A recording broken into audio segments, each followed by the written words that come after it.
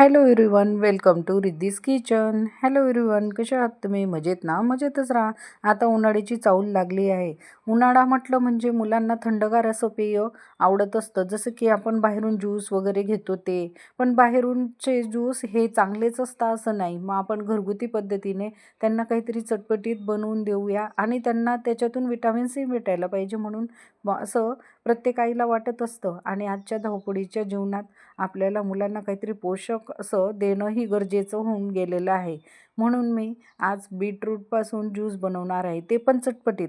असं मुलांना जर आपण बीटरूट दिले खायला तर ते कधीच खाणार नाही. त्यामुळे त्यांना चटपटीत असं आपण बनवून देऊ. त्याच्याने त्यांना हिमोग्लोबिनची कमतरता असली तीही भरून निघते आणि चवही लागते.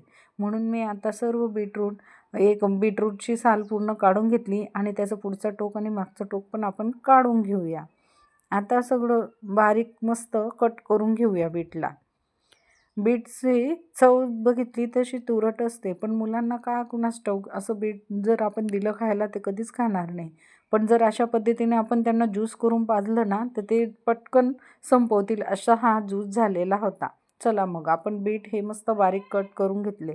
माझ्याकडे ज्युसर नसल्यामुळे मी मिक्सरच्या भांड्यातच मग ज्यूस करून घेणार आहे. तर अगोदर आपण बीट थोडंसं बारीक दळून घेऊया. थोडं पाणी घातलं, जास्त पाणी नंतर घालणार आहे. थोडंसंच पाणी घालून दळून घेऊया. त्यानंतर आता मी पुदिनाची चव पण मस्त लागते आणि प्लस पॉईंट म्हणजे उन्हाळ्याची चाहूल आली म्हणजे पुदिना आपल्याला पिणं शरीराला थंडावा म्हणून आपण त्याचा वापर करत असतो. म्हणून मी पुदिनाही थोडा घातला.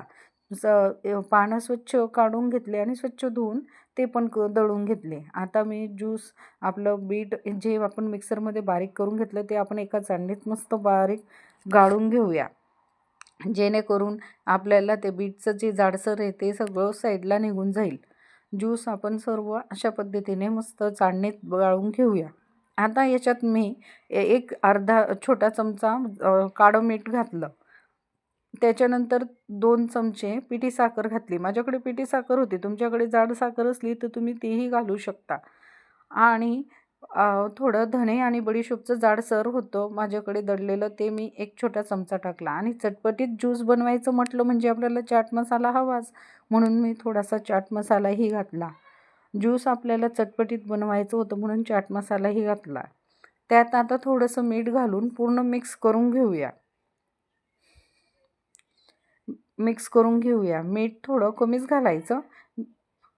सगळे जिन्नस आपण पूर्ण मिक्स करून घेऊया. ज्यूस इतकं चटपटीत झालं होतं की लहान मुलंही काय मोठेसुद्धा आवडीने पीत होते. आता एका ग्लासमध्ये आईस क्यूब टाकून घेऊया.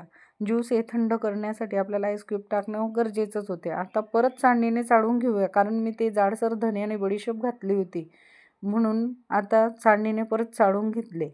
आणि ज्यूस आपण धण्याची आणि बडीशोपचं जर आपण त्याच्यात थोडंसं टाकलं ना, त्याच्याने शरीराला थंडावाही मिळतो आणि चवही येते ज्यूसला.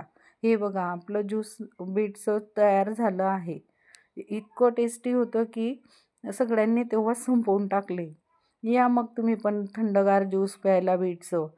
आणि आजची रेसिपी कशी वाटली तुम्हा सर्वांना असं कमेंट्स करून सांगा. आणि अशाच नवनवीन रेसिपी पाहण्यासाठी रिद्धीज किचनला सबस्क्राईब करा, लाईक करा अँड शेअर करा. या मग सर्वांनी थंडगार बीटरूटचं ज्यूस प्यायला. आणि तुम्हीही घरी ट्राय करून पहा. धन्यवाद.